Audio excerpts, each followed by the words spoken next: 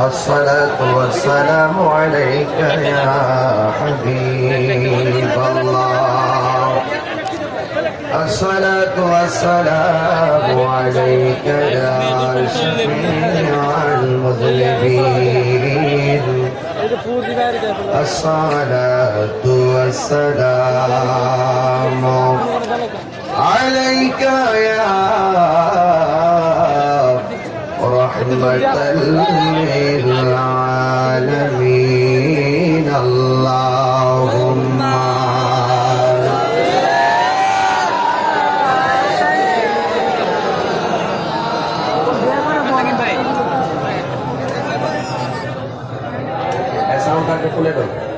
وعلى آل سيدنا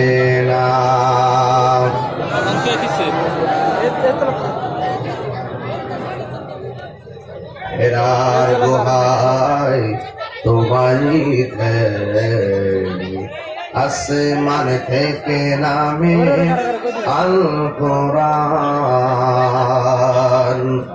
বাংল সবার ভুল তোমারই ওপরে আসিল কোরআনের ছায়া তোলে খালি তোমার আলী আবু বকর ইসলামী ঝান্ডা নীলতে তুলে আল আমিন তুমি ছিলে চিরদিন সকল মানুষের ঘরে হে রাসূল তোমাকে ভুলি আমি কেমন করে আল্লাহুম্মা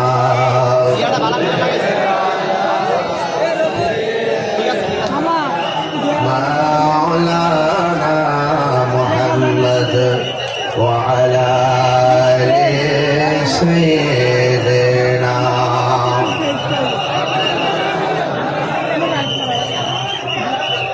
সুন্নাত নয় শুধু মজলুম সহায়ক সুন্নাত উহুদের বাতিলের প্রতিরোধ সুন্নাত নয় শুধু নির্জনে দেনে যাওয়া আর সুন্নাত হলো পাথরের আঘাত খাওয়া ঠিক কিনা মহব্বতে তার সুদিনের সাথী তুমি মহব্বতে তার সুদিনের সাথী তুমি শহীদ ফারুকের কথা মনে আছে কি আরো কিছু সুন্নাত আছে তুমি জানো কি জানলেও জীবনে কখনো তা মানো কি শুকর করি আলহামদুলিল্লাহ হাজার কোটি লাখ কোটি দরুদ ও সালাম ওই নবী পাকের নূরানি কদম মুবারকে যিনি হায়াতুন নবী সুবহানাল্লাহ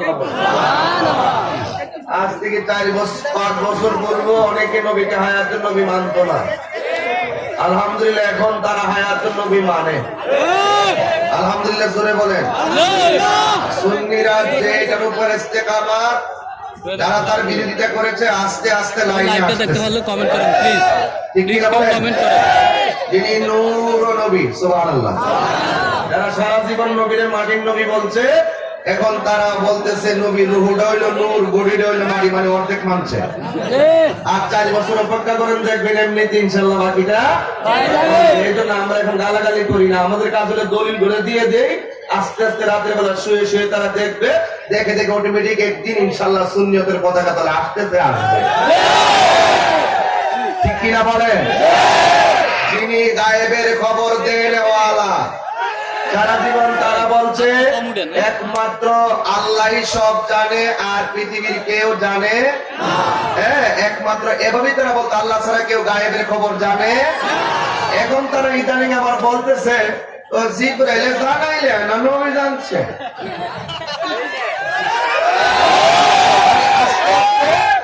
আস্তে আস্তে বাইন্ডিং এ আসতেছে। এরপরে সারা জীবন বলছে মাজার জিয়ারত করা মানে মাজার পূজা করে। এখন বলতেছে যে জিয়ারত জায়েজ আছে, জিয়ারত, এবং ওনারাও জিয়ারত করে, মানে অটোমেটিকলি কি আমরা যে দলিলগুলো দিয়ে আসছি এইগুলো অনেকে তারা মানতেছে। তো জিয়ারত আমরা মাজারে জিয়ারত করি, মসজিদে ইবাদত করি। কথা বলেন ঠিক না বেঠিক? তার মানে আপনারা বিচলিত হওয়ার কোনো কারণ নাই। আমার পাশে তো জানি কথা ঠিক কিনা? কতটুকু দূরে হবে? একটু 1-1.5 মিনিট। আমার গাড়ি টান দিয়ে 1 মিনিট লাগবে। এত অল্প টাইম আমি তো টোটালি ওখানের উপর দিয়ে আসছি।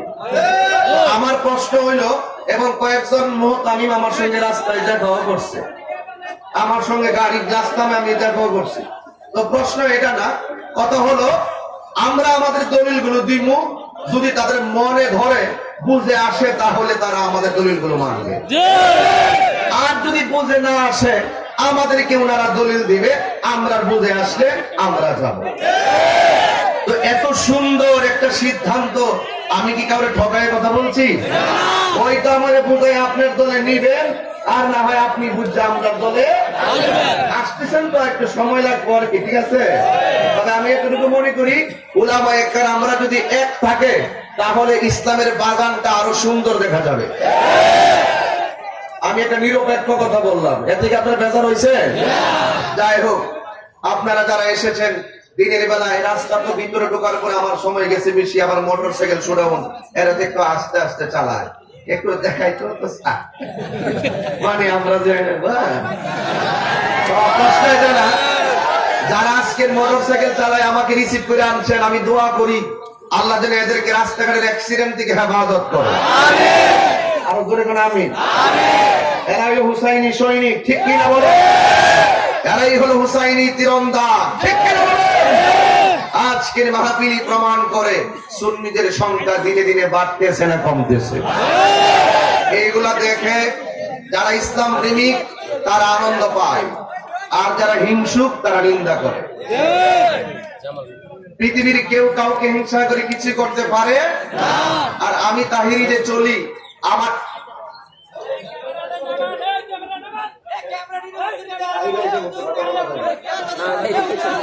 আস্তে আস্তে আমার একটি কথাই হলো, আমি তাহিরি কণ্ঠের বাহাদুরিতে চলি না, আমি তাহিরি এলেমের বাহাদুরিতে চলি না, আমি তাহিরি চলি আমার মায়ের দোয়া নিয়ে। এটার উপর আমার আর কোন শক্তি। আমি সব মাহফিলে কাইন্দা কাইন্দা মা বাবার জন্য দোয়া করি। কেন করি জানেন? এই দুইটা মানুষ পৃথিবীতে, এই দুইটা মানুষ আপনার জন্য নিঃস্বার্থে দোয়া করবে, আর সবাই স্বার্থে দোয়া করবে। এই জন্য আমি আজকে এসে আপনাদের মাহফিলের প্যান্ডেল মানুষ দেখে আমি অত্যন্ত অভিভূত। আল্লাহ যেন আমাদের সকলকে কবুল করে, বলুন আমিন। আমি শুরুতে কিছু সামঞ্জস্যপূর্ণ কথা বলছি, আমাদের মাঝে যে দূরত্ব আছে দূরত্বটাকে কমিয়ে দেওয়ার জন্য। ভাই রে, একদিন আমিও থাকবো না, একদিন আপনিও থাকবেন না। মনে রেখেন, আমরা নবীর শান যখন গাই, অনেক সময় আপনারা বলে থাকেন শুধু নবীর শানই বলি, আর কিছু আমরা বলি না। নবীর শান শুনলে এত অ্যালার্জি হওয়ার কোনো কারণ নাই, কারণ আমার নবী হবে কবরের সাথী, আমার নবী হবে আখিরাতের সাথী। এজন্য যেখানে পৃথিবীর কেউ উপকারে আসবে না সেখানে আমার নবী কথা বলবেন, এর চাইতে আনন্দের খবর কি আর হতে পারে? আরে দুনিয়া দেখতো একজন হুজুর যখন স্টেজ আসে, হুজুর স্লোগান দিলে হুজুর খুব খুশি হয়। আরে দুনিয়া দিত মারে মা ডাকলে মা বড় খুশি হয়, আর আমার নবীরে নবী ডাকলে আমার নবী কি বেজার হবে? নবী যখন খুশি হবে অটোমেটিকলি ওই উম্মতের জন্য শাফাআতের যে হাত মুবারক আমার রাসূল হাসরের মাঠে বানিয়ে দিবেন। চিৎকার মেরে বলি মারহাবা। গভীর মনোযোগ, সময় অনেক অল্প, এরপরও আমি আপনাদের সামনে এসে কোরআন সুন্নাহ মোতাবেক আমি কিছু কথা বলবো। এখানে অনেক উলামায়ে কেরাম এসেছেন, এই বড়ুচর যুব সমাজের উদ্যোগে দিনের বেলার মাহফিল। পীরে তরিকত গোলাম গাউসুল কাদরি আল আশরাফি হুজুর এসেছেন, মাওলানা শামসুজ্জামান কাদরী সাহেব এসেছেন, মাওলানা বসিরউদ্দিন হেলালি সাহেব, মাওলানা বেলাল হোসেন আল কাদরী সাহেব, মাওলানা মুজাম্মিল হোসেন আজহারি সাহেব, মাওলানা রুহুল আমিন আবিদি সাহেব, আজকের সভাপতি বিশিষ্ট ব্যবসায়ী জনাব সুলাইমান মুন্সি সাহেব এসেছেন, কাজী জহিরুল ইসলাম জাহাঙ্গীর চেয়ারম্যান মহোদয় এসেছেন, কাজী জহিরুল ইসলাম টগর সাহেব এসেছেন, আখতার হুসাইন, মাওলানা সিরুদ্দিন, মোহাম্মদ আশরাফ আলী, আশরাফ মিয়াজি, মোহাম্মদ মুজিবুর রহমান, মাহফিল পরিচালনা আমির হোসেন সাহেব এসেছেন, আমার ভাই দুলাল প্রধান সহকারে আজকের মাহফিলে যারা এসেছেন, যতগুলা মানুষের নাম আমি আপনাদের সামনে তুলে ধরেছি, একটা মানুষও জানি না কার আগে কে কোন দিন মারা যাব। আপনারা বলেন, আজকে যদি আমরা অতিথিগুলা জানতাম সবার আগে আমি তাহিরি মারা যাব, তাহলে ওয়াজের ময়দান আমার জবান দিয়ে আওয়াজ আসতো না। আপনারা জবান করে বলেন হায়াতের মালিক কে? এই জন্য আমার যুবক ভাইরা, কেউ পৃথিবীতে থাকবে না গো। আমি তো জানি এলাকার রন্ধ্রে রন্ধ্রে গাছতলায় বাসতলায় অনেক মুরব্বী, অনেক মা বোনেরা আমার বয়ান শুনতেছেন। আমি শুধু একটা কথাই বলবো, আপনারা বলেন আমাদের আসল ঘরের নাম কি বিল্ডিং না কবর? এই জন্য আমার যুবক ভাইরা, এই জন্য আমার যুবক ভাইরা অনুরোধ করে বলি, সময়টা যেহেতু কনজাস্ট হয়ে গেল, এরপর আমি মূল কিছু কথা বলবো।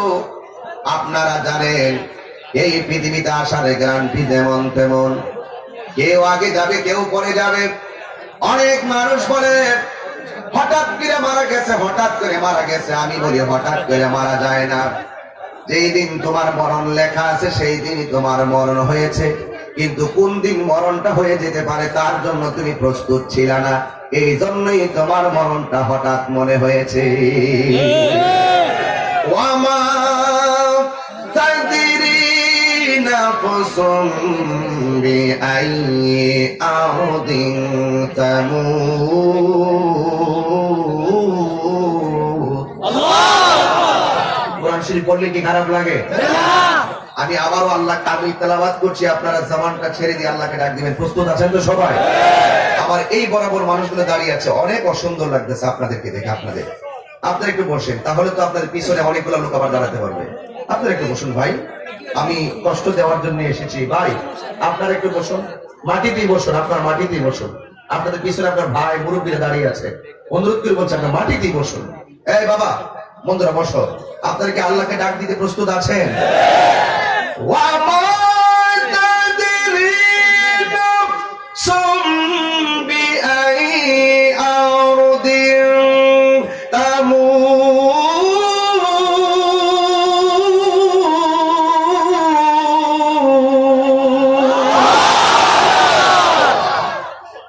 তুমি তো জানো না কোন জায়গায় তুমি মারা যাবে।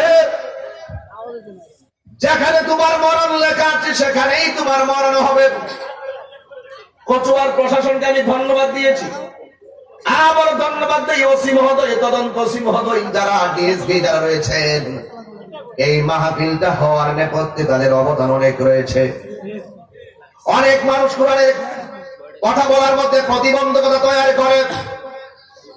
অনেক মানুষ বলে আমি যে এই জায়গার মধ্যে আসি, অনেক অভিযোগ করে, কিন্তু যারা আমার ব্যক্তিগত বিষয় নিয়ে গবেষণা করে সবাই খুঁজে পায় আমি আমার বাপ দাদার ক্যানভাসার করতে আমি আসি না, আমি আমার রহমাতুল লিল আলামিনের গোলামীর কথা বলার জন্য আসি। এই জন্য আল্লাহ বলেন কোন জায়গায় তিনি মারা যাবে পৃথিবীর কেউ জানে না, তুমি নিজেও জানো না। যেখানে তোমার মরণ লেখা আছে সেখানেই তোমার মরণ হয়ে যাবে। কথা বলেন ঠিক কিনা? এই জন্য মানুষের জীবন, জীবনের পরে মানুষের মৃত্যু, মৃত্যুর পরে স্টেশন মানুষের কবর, কবরের পরে আরেকটা পজিশন হলো কিয়ামত, কিয়ামতের পরে আরেকটা পজিশন হাসর, হাসরের পরে হলো মিজান, মিজানের পরে হলো হাউস, হাউসের পরে হলো পুলসিরাত, পুলসিরাতের পরে কেউ জান্নাত, আবার কেউ যাবে জাহান্নামে।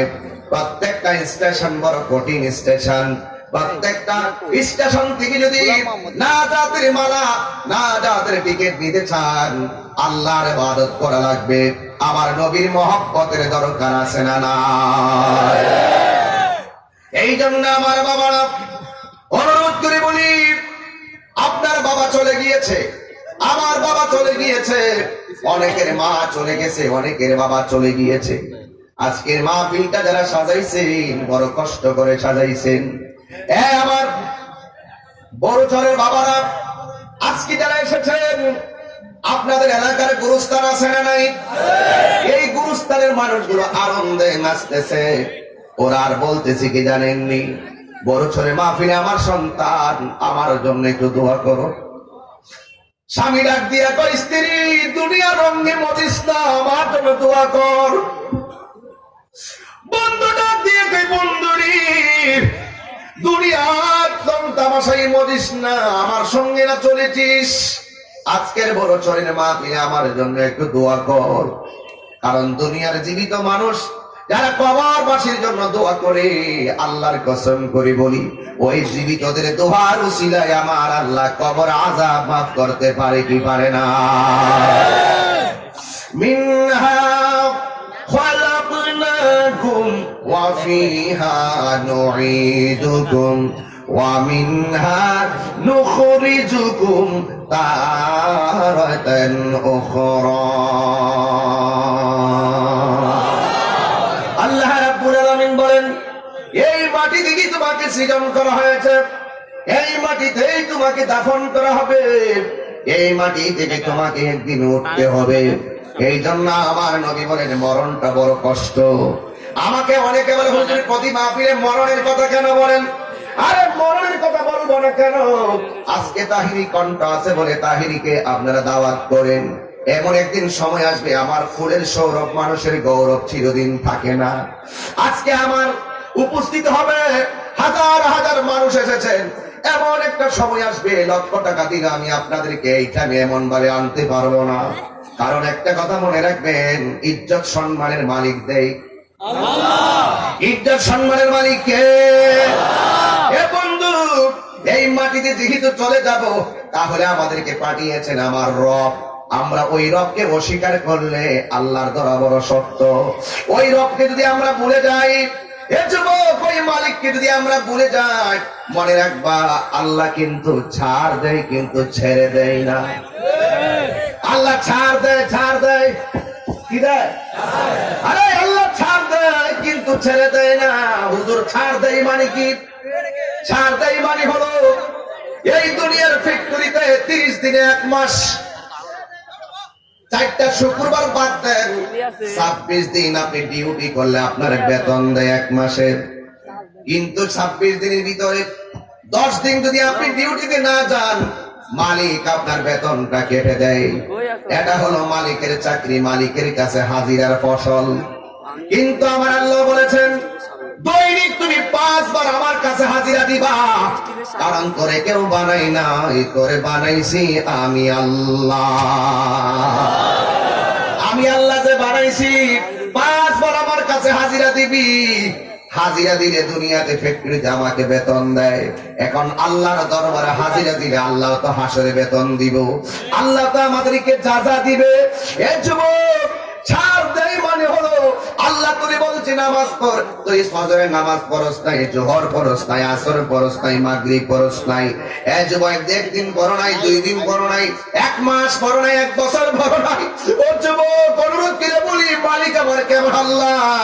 দুনিয়ার মালিক আমার 3 দিন না গেলে বেতন কাইটা দেয়, আর আমার আল্লাহ 1 বছর আমি নামাজে যাই না, এরপরে আমার আল্লাহ ছাড় দিয়ে আমারে খাওয়াইতেছে, ছাড় দিয়ে আমারে খাওয়াইতেছে। দুনিয়ার মালিক তোর বেতনটা যেমনে কাইটা দে, আল্লাহ যদি তোর খাবারটা বন্ধ করে দিত। আল্লাহ রাব্বুল আলামিন আমাকে ছাড় দিয়েছেন, কিন্তু আমার আল্লাহ আমারে ছেড়ে দিবে না। কারণ তুমি নামাজ কাজা করেছো, হাসরের ময়দানে তোমাকে ইঞ্চি ইঞ্চি পরিমাণ হিসাব গ্রহণ করবে আমার আল্লাহ। কারণ আমার আল্লাহ ধরা কি নরম না শক্ত?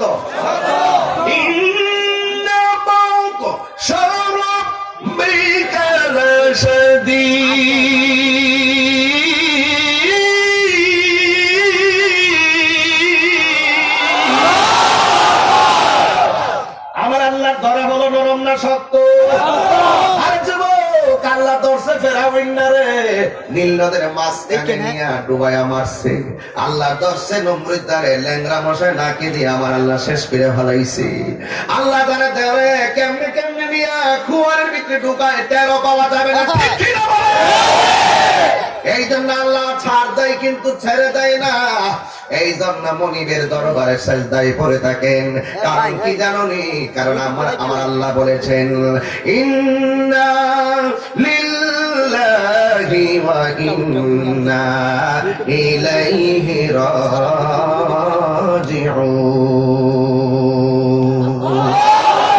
আমাদেরকে পাঠিয়েছে আমার আল্লাহ, আমার মনিবের কাছে আমাদেরকে চলে যেতে হবে। এই জন্য আমার আল্লাহ কোরআনে বলেছেন, কোরআন শরীফ পড়লে কি খারাপ লাগে নাকি? কাইফা তাকফুরুনা বিল্লাহি ওয়া কুনতুম আমওয়াতান ফাআহইয়াকুম সুম্মা يميتكم ثم يحييكم ثم إليه ترجعون।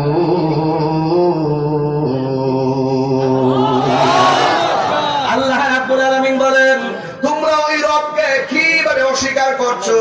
তোমরা ছিলা মুর্দাকে জিন্দা বানাইছেন কে? এই জন্য আমার আল্লাহ আমাদেরকে বানিয়েছেন, টেন্ডারবাজি করার জন্য পাঠাই নাই, রাহাজানি করার জন্য পাঠাই নাই, মারামারি করার জন্য আল্লাহ পাঠাই নাই।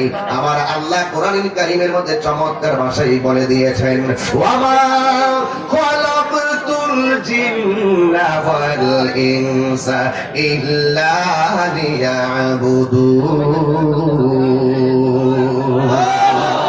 ঘুম আসতেছে আপনাদের? ঘুম আসতেছে? সবাই যখন ঘুমিয়ে যায়, কোরআনের গুরু বিরোধী আবু জাহেল সবাইকে ঘুম পাড়িয়ে রেখে তার বন্ধু বান্ধবকে সে কোরআনের আওয়াজ শোনার জন্য নীরবে মস্তফার ঘরের কোনায় দাঁড়িয়ে গেছে। আরে কোরআন তো এমন কোরআন, যেই কোরআন এমন একটি জাদু, এমন একটি আকর্ষণ, যেই রাদিয়াল্লাহু তাআলা আমার নবীকে মারতে গিয়ে কোরআনের আওয়াজ শুনে মুসলমান হয়ে গিয়েছে।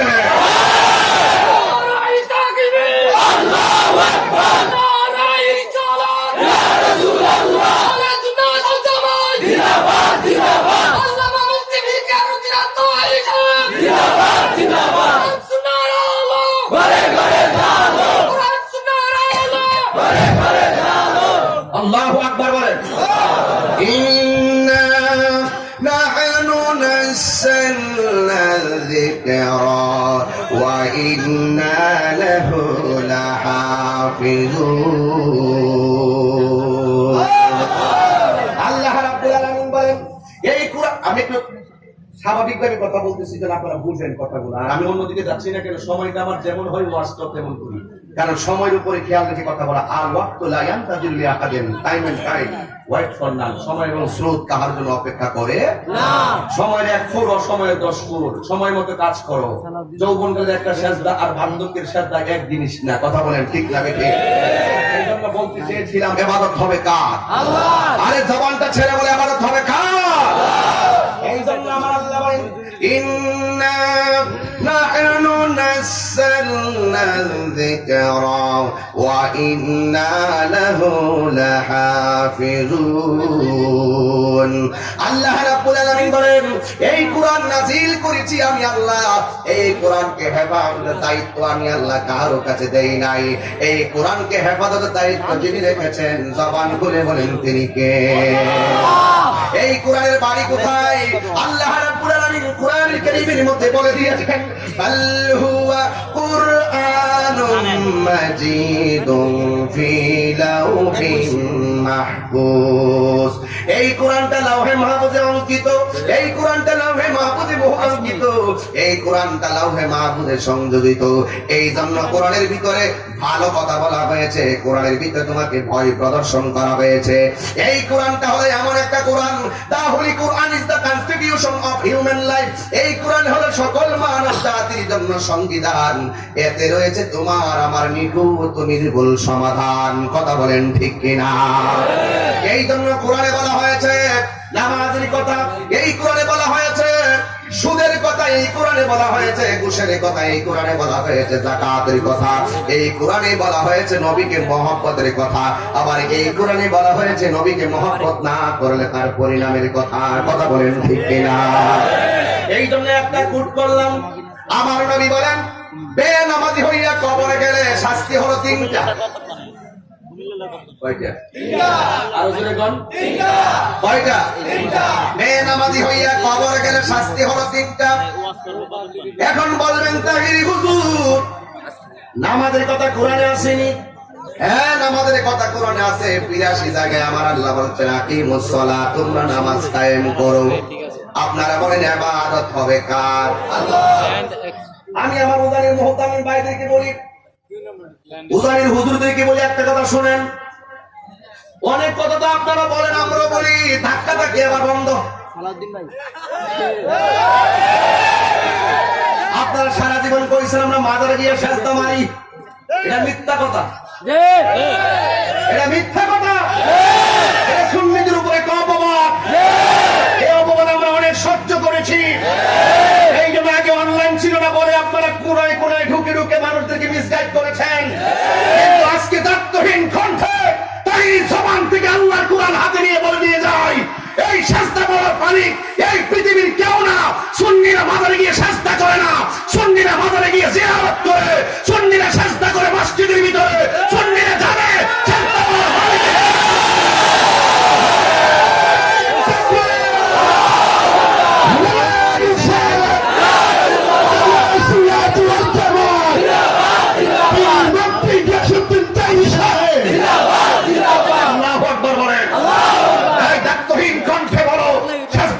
মালিককে। আল্লাহ ছাড়া কাউকে কি সেজদা করা যাবে? সুন্নিরা কি আল্লাহ ছাড়া কারোর কাছে মাথা নত করে? আল্লাহ কয়জন? আবার আল্লাহকে ডাক দেওয়ার জন্য প্রস্তুত থাকো মুসলমান। জাগ্রত হয়ে যাও সুন্নি জনতা। এখন খানকার পীর রাজপথে বীর বেশে নেমেছে, এই জন্য সকলকে কথা বলতে হবে। ঠিক কিনা বলেন? ওয়া ইলাহুকুম ইলাহু ওয়াহিদুন লা ইলাহা ইল্লা হুয়ার রহমানুর রহিম।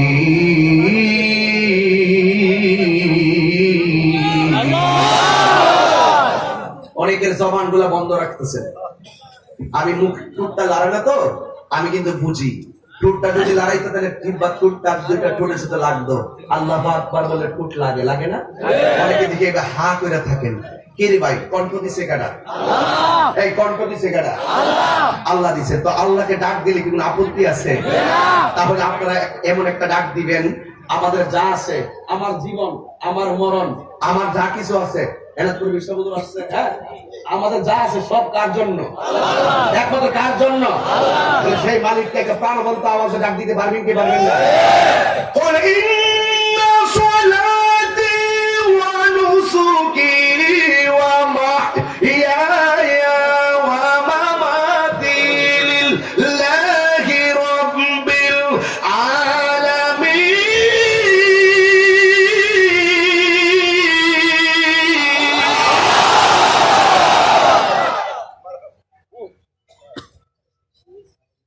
গান গাইতেছি?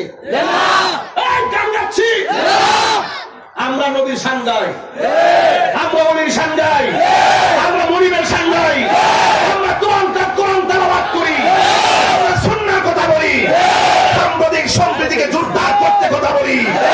এই জন্য যুবক ভাইয়েরা কণ্ঠ দিয়েছেন কে? আল্লাহ। আমার জীবন, আমার মরণ, আমার জীবনী, আমার নামাজ কার জন্য? আল্লাহ। বেনামাজের জন্য কবরের শাস্তি কয়টা? কথা বলে কয়টা?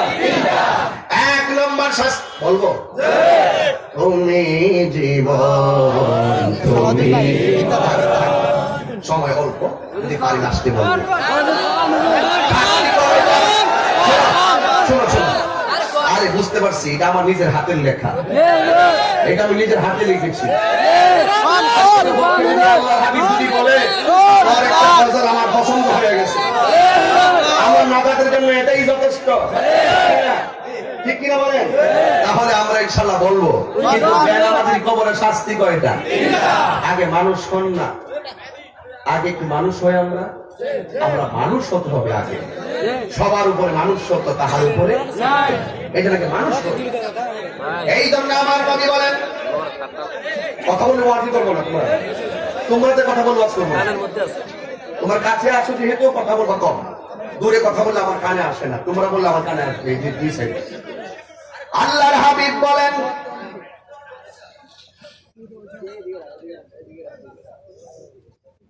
কবরের মধ্যে বেনামাজির শাস্তি কয়টা?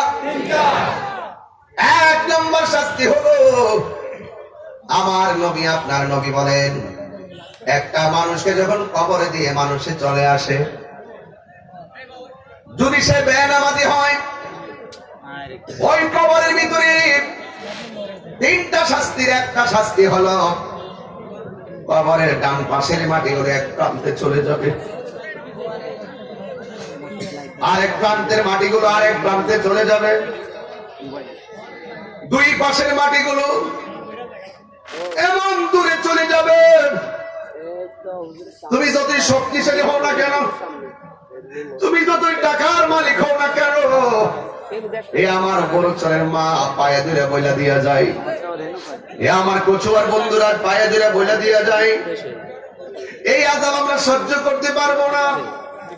আমার নবী বলেন, বেনামাজি হইয়া কবরে গেলে দুই পাশের মাটিগুলো তোমার ডান পাশে একটা চাপা মারবে, বাম পাশে একটা চাপা মারবো, ডান পাশের হাড্ডিগুলো বাম পাশের হাড্ডির ভিতরে ঢুকে যাবে, আর ডান পাশের হাড্ডিগুলো বাম পাশের হাড্ডির ভিতরে ঢুকে যাবে। এমন জোরে তুমি চিৎকার মারবারে, যতই আমার কচুয়ার বাবারা দুই পাশের মাটির চাপা খাইয়া আল্লাহ গো কইয়া ডাকটা মারবা। আমার নবী বলেন, এই চিৎকার আওয়াজটা যদি দুনিয়ার কোন মানুষের কানের মধ্যে একটা সেকেন্ডের জন্য লাগতো, ওই মানুষটার কানের পর্দা ফেটে গিয়ে রক্তকরণ হতে হতে লোকটা মারা যাইত। চিৎকার মেরে কি আল্লাহু আকবার বলা যাবে না?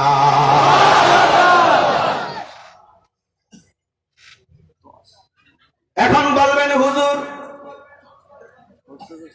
এই কবরের মাটির চাপা দিবে, হাড্ডিগুলো গুঁড়া বানায় ফেললে কি আমাদের জীবন শেষ? না না না না, শেষ না। মৃত্যুর পরের জীবনটাকে আখিরাত বলা হয়। এই আখিরাতে আর আপনার মরণ হবে না। সুখে থাকলে আপনি সুখী, দুঃখে থাকলে আপনি দুঃখী রে বাবা। আমার বাবা চলে গেছে, আমার বাবার সম্পদ আমরা ভাইরা ভাগ করে নিলাম। আপনার বাবা চলে গেছে, আপনার বাবার সম্পত্তি সব তন্ন তন্ন করে হিসাব নিলেন ইঞ্চি ইঞ্চি করে। কিন্তু আপনি যতই টাকার মালিক হন না কেন, টাকার মালিক আপনার ছেলে মেয়েরা। ব্যাংকের টাকা ব্যাংকে পড়ে আছে, আপনি কবরে। যতই টাকা বলা হন না কেন, মরে যাওয়ার পরে দেখেন না, আসেনি পকেট, আমার পকেট আছে, এই যে আমার পকেট আছে, মরণের পরে যে কাপড়ের কাপড়, ওই কাপড়ের কাপড়ের মধ্যে কোনো পকেট নাই। দুনিয়ায় বেঁচে থাকলে পকেটের প্রয়োজন হয়, মরে গেলে পকেট দরকার নাই। দুনিয়ার কিছুই তুমি কবরে দিতে পারবে না। এই কবরের ভিতরে যাওয়ার সাথে সাথে আমার সম্পদ, আমার টাকা পয়সা সব আমি ভাগ করে নিলাম, কিন্তু আমার বাবাটা যদি কবরে কষ্টে থাকে, এই কবরে কষ্টের ভাগ পৃথিবীর কোন সন্তান নিবে না। এই কবরের সুখের ভাগ পৃথিবীর কেউ নিতে পারবে না। কবরের দুঃখের ভাগ পৃথিবীর কেউ নিবে না। এই জন্য পৃথিবীটা বড় কঠিন একটা পৃথিবী, যেখানে চলে গেলে, যেখান থেকে চলে গেলে তোমার সঙ্গে আর কেউ যাবে না। রাসূল বলেন, বেনামাজি হইয়া কবরে যেও না, কারণ হাসরের ময়দানে প্রথম হিসাব হবে নামাজের হিসাব। আর কবরের ভিতরে বেনামাজির জন্য তিনটা শাস্তির 2 নম্বর শাস্তি হলো, এই কবরের ভিতরে যখন তুমি বেনামাজি হইয়া যাইবা, জাহান্নামের আগুনের কুণ্ডুলি পিঠা তোমার কবরটারে বানাইয়া দেওয়া হবে। আল্লাহু আকবার। জাহান্নামের আগুন ধরাইয়া দেওয়া হবে। যদি আমাদের এই বাজারের নাম কি? কচুয়া বাজার। এই কচুয়া বাজারে যদি আগুন লাগে ফায়ার সার্ভিসে দৌড়ায় আয়সা আগুন নিভাইতে আসবে। কিন্তু তোমার কবরে যদি আগুন লাগে পৃথিবীর কেউ তোমার আগুন নিভাইবার ক্ষমতা নাই। কেউ আগুন দেখবেও না, কেউ আগুন বুঝবেও না। এই জন্য আল্লাহ কয় সুম্মা ইউমিতুকুম, আমি তোরে তখন মরণ দিমু, সুম্মা ইউহয়িকুম, আবার তোরে আমি জীবন দিমু। জীবন দেওয়ার পরে তুই যদি আবার পাগল হস আমি তোরে মুক্তি দিমু। আগুন ধরায় দেওয়ার পরে কেউ তোমার দুঃখের ভাগে হবে না, জ্বলতে জ্বলতে আংরা হয়ে যাবে কিয়ামত পর্যন্ত। বন্ধুরে, ও বন্ধু, আমার থেকে যারা 1,00,000 বছর আগে মারা গেছে, যারা 1000 বছর আগে মারা গেছে, অনেকের কবর বিলীন হয়ে গেছে, কিন্তু লোকগুলা এখনো কবরের ভিতরে। আমি যদি এখন মারা যাই 1,00,000 বছর পরে যদি কিয়ামত হয়, এরপর আমি ততদিন পর্যন্ত আমার কবরে থাকা লাগবে। বেঈমান হয়ে কবরে যন্ত্রণা আর যন্ত্রণা। যদি তুমি ইমানদার হয়ে যাও, ও যুবক, আমার আল্লাহর হাবিব বলেন বেনামাজির 3 নম্বর শাস্তি হলো এমন একটা সাপ কবরে ঢুকাইয়া দেওয়া হবে। ওই সাপের দাঁতগুলো থাকবে 70 গজ লম্বা, দাঁতগুলো থাকবে লোহার দাঁত, মাথার মধ্যে থাকবে মহিলাদের চুলের মতন চুলের গুছা, আর বডির মধ্যে এমন দুর্গন্ধ থাকবে। এই দুর্গন্ধের কারণে একেবারে এই দুর্গন্ধ যদি পৃথিবীর কোন মানুষের নাকের মধ্যে লাগতো, ওই মানুষটা কলেরা হয়ে মারা যাইত। আমার নবী, আপনার বুখারী শরীফের হাদিস, এই সাপটা এত বড়, তার দৈর্ঘ্য হলো 450 কিলোমিটার লম্বা। এমন ভাবে তোরে চাপটা মারবো, পৃথিবীতে 10 হাত একটা সাপ দেখলে আমরা দৌড় মারি, আর এত বড় একটা সাপ কবরে তোমার পেঁচাইতে পেঁচাইতে হাড্ডি গুলা গোড়া বানাইয়া তোমার কপালে দংশন করবে না, তোমার নাভির মধ্যে শুধু বারবার দংশন করবে। তুমি যত অন্যায় করেছো ওই জায়গা দিয়েই করছো। এ যুবক, শয়তান তোমার ভিতরে নাক দিয়া ঢুকে না, শয়তান তোমার ভিতরে কানের ছিদ্র দিয়া ঢুকে না। হাদিস শরীফ কইলা দেখেন, শয়তান আপনার ভিতরে প্রবেশ পথে রাস্তা হলো নাভিটা। এই জায়গার মধ্যে শয়তানের ওয়াসওয়াসায় তুমি অন্যায় করেছো, শয়তানের ওয়াসওয়াসায় গো তুমি নামাজ ছাইরা দিছো। এই জন্য কবরের সাপটা তোমার নাভির মধ্যে শুধুমাত্র আঘাত করবে। এ আমার বন্ধু,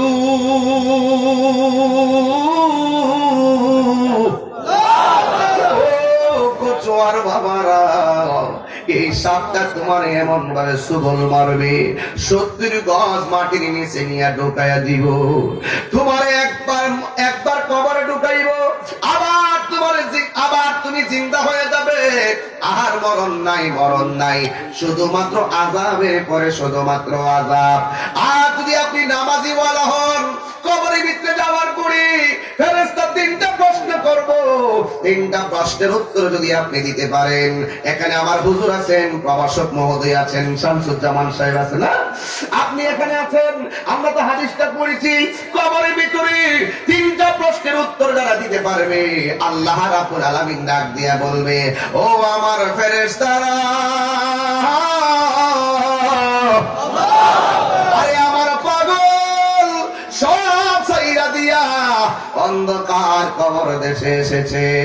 আমার পাগল এই কবরের পরীক্ষায় ফার্স্ট ক্লাস হয়ে গেছে। আমার পাগলের এখন কবরের বিশ্রাম নিবে। এই খালি মাটির মধ্যে কেমনে বিশ্রাম নিব? জান্নাত থেকে একটা গালিচা আইনা আমার পাগলের পিঠের নিচে গালিচাটা বিছায়া দে। জোরে জোরে কি আল্লাহু আকবার বলা যাবে না? নিচের মধ্যে জান্নাতি গালিচা বিছায়া দিব। এ আমার মুরব্বী আব্বা, দাড়িগুলা পাইকা গেছে, মরণের কথা মাঝে মাঝে খেয়াল হয়। এক যুবক ভাই, দাড়ি পাকে নাই বলে মনে করো না মুরব্বী আপনার আগে মারা যাবে।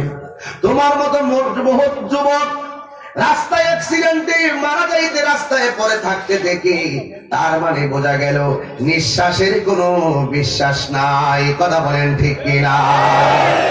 আগের মতো চোখে আমি দেখি না তেমন, চোখ জানি হইয়া গেছে কেমনের কেমন। মুরব্বি আগের মতো চোখে আমি দেখি না তেমন, চোখ জানি হইয়া গেছে কেমনের কেমন।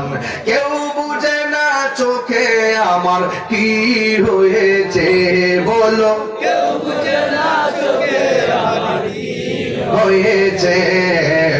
আমি বলি আমার মরার চিঠি এসেছে, বলো আমি বলি আমার মরার চিঠি এসেছে। কারো বউ বলেছে বায়ু চড়াই, পাক ধরেছে চুলের গোড়াই গো, কেন সে বোঝে না কোন কারণে চুল পেকেছে। আমি বলি আমার মরার চিঠি এসেছে। আগের মতো গায়ে শক্তি পাই না তেমন, শরীর জানি হইয়া গেছে কেমনের কেমন। কেউ বুঝে না কোন কারণে পরিবর্তন হয়েছে। আমি বলি আমার মরার চিঠি এসেছে। জোরে জোরে কে আল্লাহু আকবার বলা যাবে না?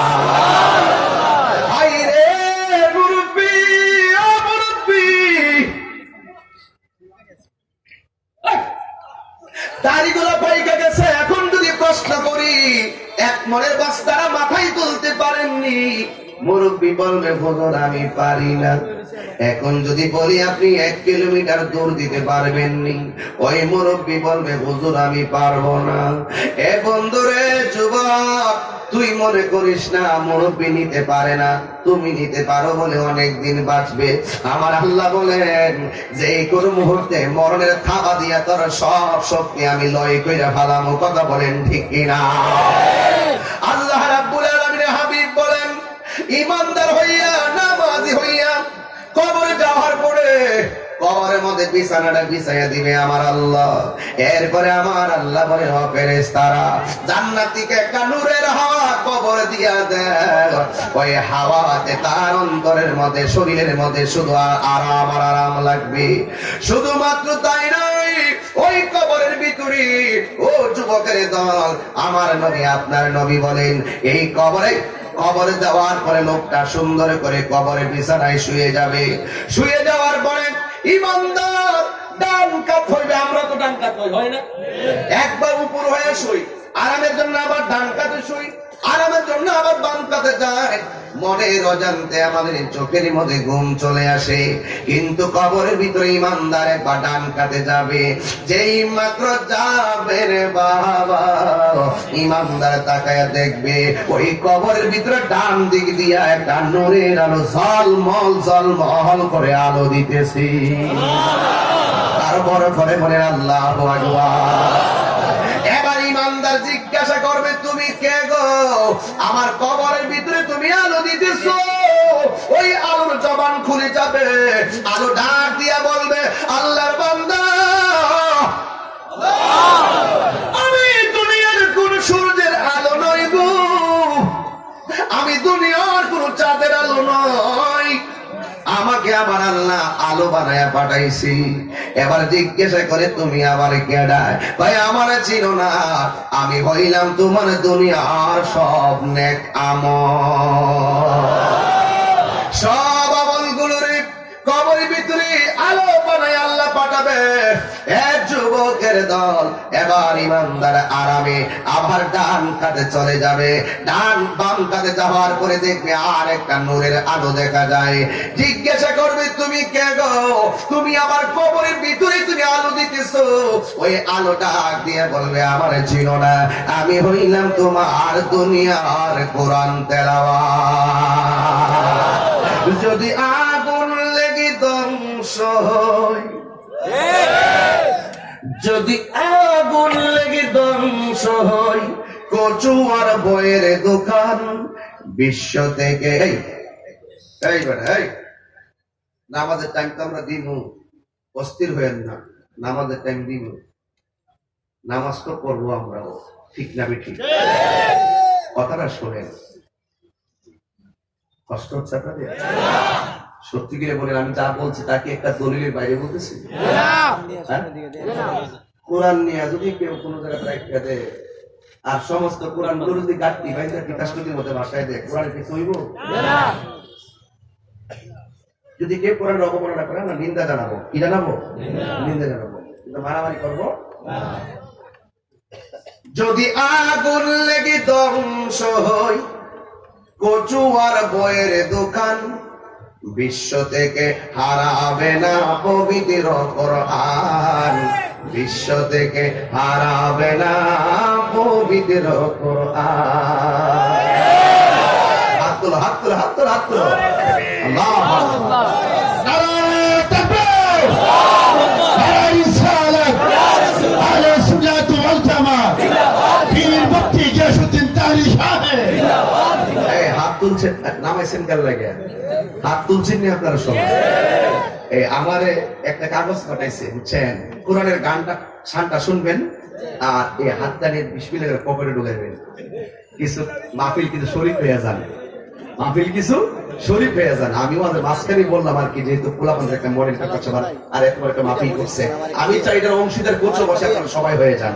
10 টাকা হোক 100 টাকা হোক দিয়া একটা হাত যেন খালি না যায়। হাতটা তোলেন, বিসমিল্লাহ করে পকেটে দেন, দেন দেন।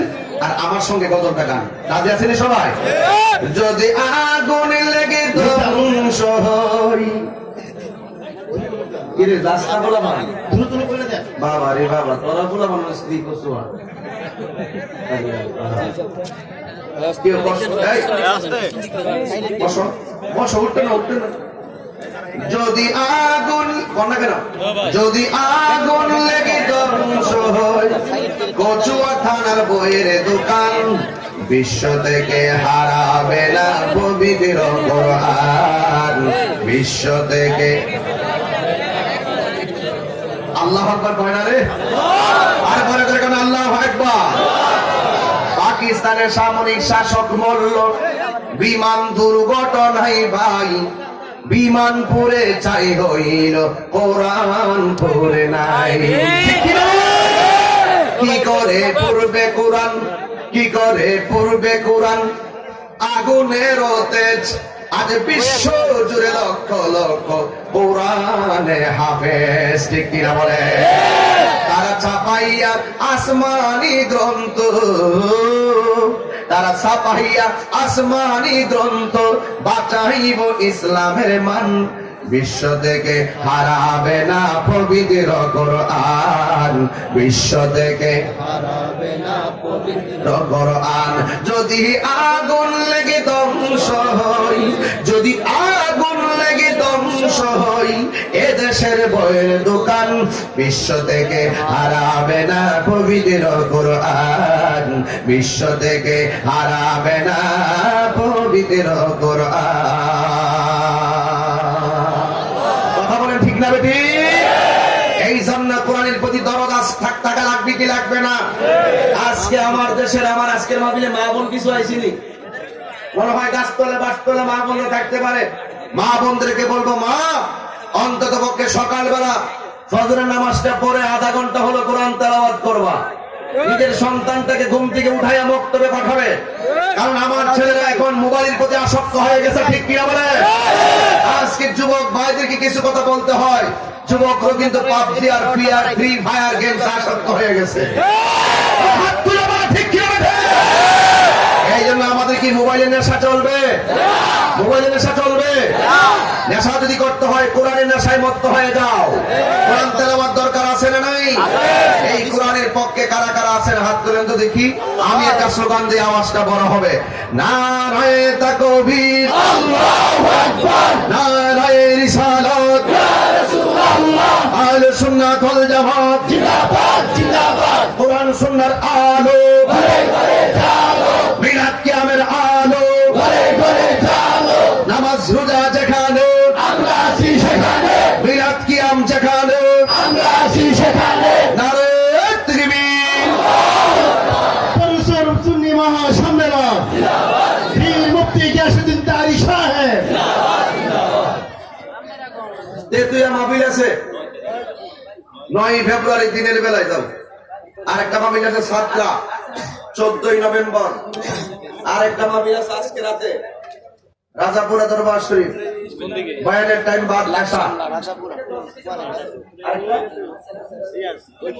আরেকটা হলো 10ই ডিসেম্বর 2008 এত বলতে পারতাম না।